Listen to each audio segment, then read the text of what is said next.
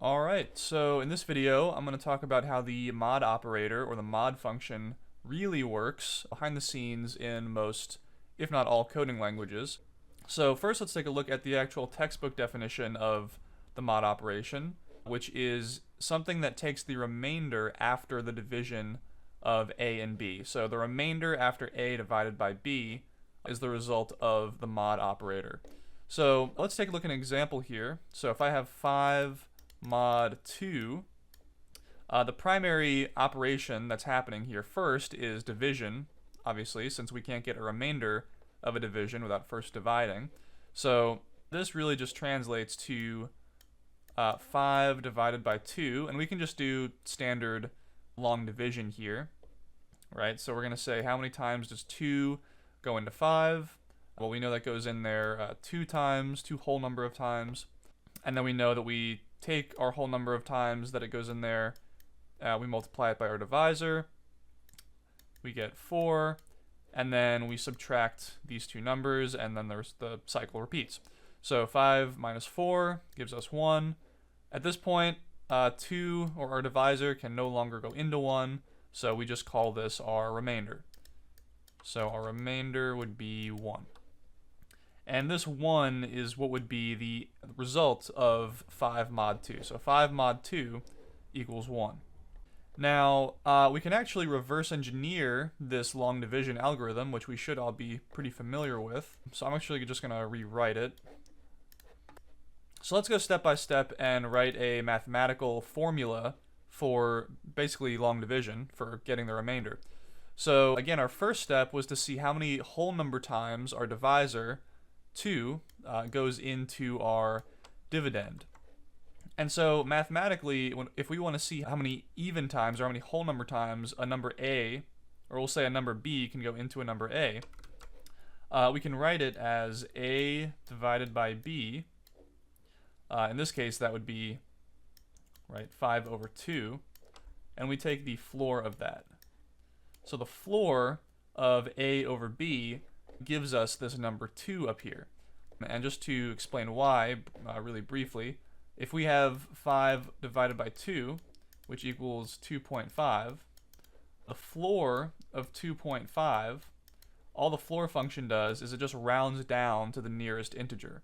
So 2.5 rounded down to the nearest integer is just going to be 2. And this will always yield how many whole number times that a number b goes into a number a. So with that explanation out of the way, let's take a look at our next step, which is to then multiply this whole number by our divisor. And I'm actually going to go ahead and color code this just to make it a bit more easy to keep track of. So in this case, we know that our a is 5. Oops. We know that our b is 2. Man, the handwriting is really not on my side today. And when we multiplied these two together, so I'll go ahead and change them here too. So we know that this is, our a is 5, and our b is 2.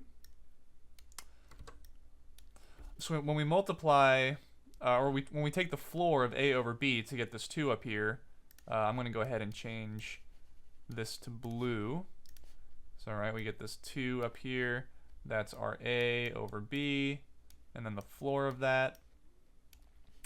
And then, of course, our next step is to then multiply this by our divisor, right? So in this case, our divisor is our b, right? So we're multiplying this by b to get the value of 4. So 2 times 2, like that times that, gives us 4. And then, of course, our last step is to then subtract all of this, which is our 4, from 5, or our dividend, which is a. So we're subtracting all of this from a. And this is pretty much the final formula. If you plugged in the values 5 and 2 into this formula, we should get 1, which is the remainder, also known as the mod. So if we do 5 minus 2 times the floor of 5 over 2, well, 5 over 2 is 2.5. The floor of that is just 2. So this is really just is really just 5 minus 2 times 2. We know 2 times 2 is 4, right? 5 minus 4 gives us 1. And this formula will work for any positive number modding between two numbers. The reason why I say specifically positive number modding is because this formula actually doesn't work for when we have negative numbers in our mod operation. And the reason for that is because if we try to take the floor of a negative number that has some decimal value, so for example, let's say that we are trying to mod negative 5 mod 2, right? Well, to repeat our first step here, which is to take the floor of a over b, if we take the floor of negative 5 over 2, which is the same as the floor of negative 2.5, well, the floor function, again, rounds down to the nearest integer, and so the value that we would expect here, because if we do this long division, right, we do negative 5 divided by 2, we say 2 goes into negative 5, negative 2 times, right? So the floor of a over b should give us negative 2, but it doesn't. It actually gives us negative 3. And the reason for that is because negative 2.5 is actually closer, rounded down to negative 3, than anything else, because if we got negative 2 from this, negative 2 is actually greater than negative 2.5, right? So that's not rounding down, that would be rounding up. And so this doesn't work now. So this breaks our system for negative numbers because we're expecting a negative 2 here, right? Because we get a negative 2 in our long division, but we're getting a negative 3. So how do we fix this? So one thing we could try is taking the absolute value of a over b before taking the floor of it. So I could say take the absolute value of negative 5 over 2, and then take the floor of that. Of course, we know the absolute value of negative 5 over 2 just converts this into a positive. And then we get back to our 2 here, which still isn't negative 2. We need this to be a negative 2 in this case because we're dealing with negative numbers in this mod operation. But at least now the size of the number is still the same, right? We don't have a negative 3, which would be a different size than we're looking for. So that's a start. The next thing we could probably try to do here is then just multiply this 2 by either negative 1 if our ratio here is negative, or just keep it positive if we have a positive ratio. So how can we do that? Well, there's actually a cool trick, a cool little formula that is n over the absolute value of n. And this little guy will actually yield a negative 1 if n is negative, or a positive 1 if n is positive. And of course, n just can't equal 0 because of this denominator here. But in this case, the n that we're looking for is the ratio of 5 and 2, or 5 over 2. It's our a over b. So n is our a over b in this case. So we can actually rewrite all of this as we have our a over b, the absolute value of that, and then the floor of that. And we can multiply this by, remember, n is our a over b, right? So using this n over absolute value of n formula, we can multiply this by a over b divided by the absolute value of a over b. And this will yield that negative 1 or positive 1 that we multiply our floor of absolute value a over b with. So it's getting a little bit complicated or verbose now, but we're going to simplify all this, so I'm getting there. So after we do this, now this will give us the value that we expect. This will give us our negative 2, right? Going back to our long division, if we're doing negative 5 divided by 2, right? 2 goes into negative 5 and negative 2 times. All of this is just to allow us to get the correct negative whole number times that our divisor goes into our dividend. So with that out of the way, then we can continue with this formula just the same as up here, right? So then the next step is to just multiply that by b, and then we subtract all of that from a. So then all we have to do is just start reducing this, because this is pretty reducible. So we see that we have a b times all of this.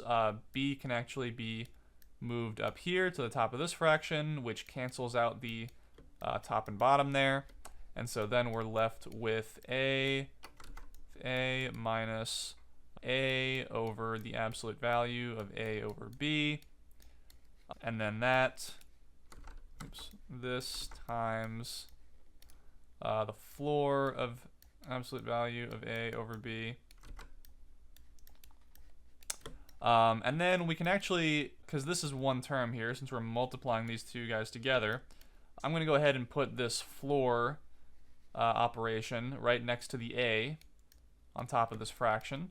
And so I'll explain why in a second, but that'll give us a minus a times the floor of absolute value a over b all over the absolute value of a over b. And the reason why I did that was so that we could then factor out this a here. So we can actually take this a, bring it outside of this fraction, and that'll give us a times 1 minus the floor of the absolute value of a over b over the absolute value of a over b. And so now we are finally done here. So it took a while to get here, but this is the actual general formula of the mod function, or the mod operator, that will work for both positive and negative numbers. And here's just a more official looking syntax for this formula. We have the actual declaration here. A mod b is equal to the formula that we just derived. You could also write this as mod a comma b in like more of a function syntax if you want to. But yeah. So now we get to move on to my favorite part of this video, which is actually creating the mod function in our code, right? Because this entire formula that we just derived, we can write this completely as a math function in our program in whatever language we're using. In this case, we're going to be using Java, but of course you can do this for any language.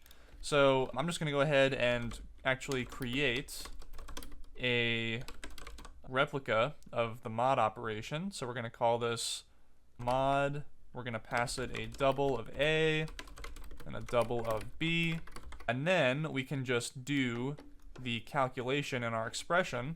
So we're going to return a times 1 minus the floor of the absolute value of a over b, and this entire thing itself is also divided by the absolute value of a over b. So I believe, let me just do a double check to make sure I got that right. A times 1 minus floor, yeah, okay. That all looks good. So this could be seen as what the mod operator or the mod function is doing behind the scenes whenever you say, for example, 5 mod 2. So let's go ahead and compare the results between using the actual mod operator and using our custom mod function here. So let's say system.out.print. Stick with our 5 mod 2 example. So if everything is working correctly, we're going to use our function here, mod 5 and 2. If everything is working correctly here, then these two outputs should be the exact same. So let's run this. Ooh, and we made a mistake here. What happened? We have 1 minus... 3 hours later. Alright, so I did some digging on that problem, and it turns out the issue is coming from decimal subtraction. So ultimately in our formula we have 1 minus, and then this is going to be some decimal number.